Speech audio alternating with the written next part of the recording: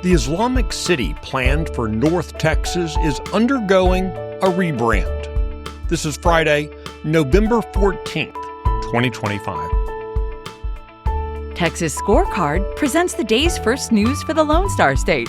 The Texas Minute, with your host, Michael Quinn Sullivan.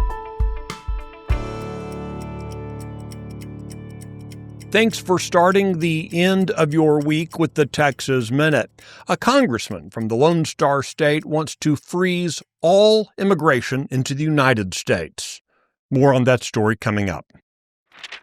According to local officials, a proposed Islamic-focused development in North Texas may soon be moving forward under a new name, despite past claims from the governor that the project had been halted.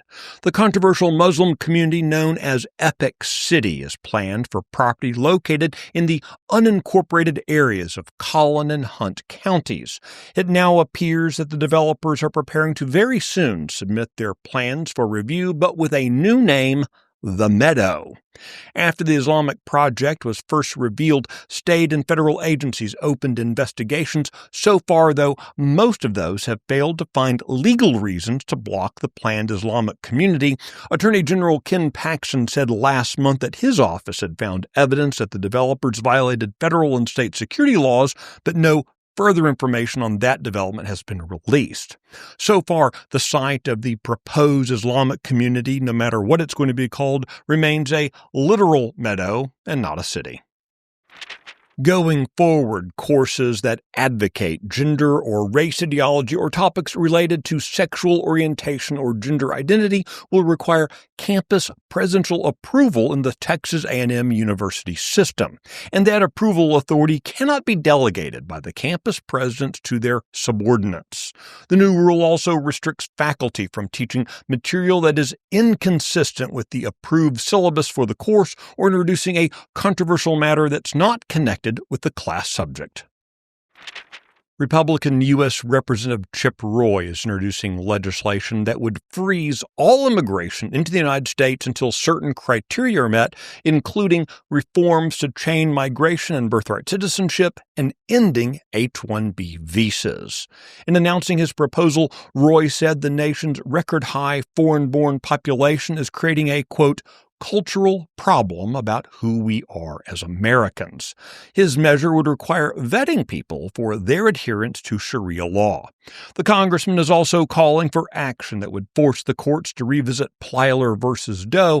That's a 1982 U.S. Supreme Court case out of Texas that requires the states to fund education for illegal aliens.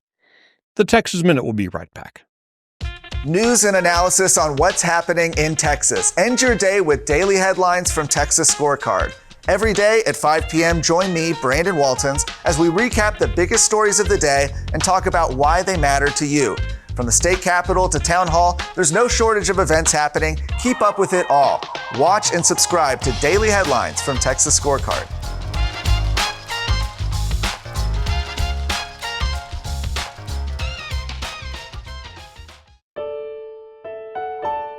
The Secretary of State's office has agreed to spend up to $1.25 million to defend Texas's open primary system against a lawsuit filed by the Republican Party. The GOP wants to close the party's nominating process to stop Democrats from influencing the selection of Republican candidates. Secretary of State Jane Nelson is an appointee of Governor Greg Abbott. She's retained 2 outside law firms to handle the case. Significantly, the Office of the Attorney General is siding with the Texas GOP in the litigation.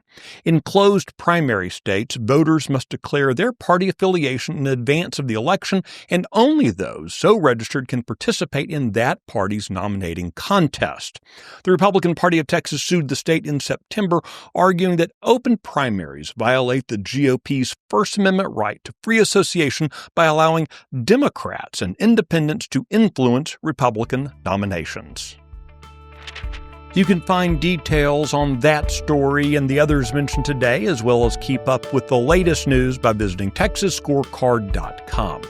This edition of the Texas Minute was based on the original reporting of Aaron Anderson, Robert Montoya, and Brandon Waltons. Meanwhile, Nick Shepard's in charge of the technical work that gets the show to you.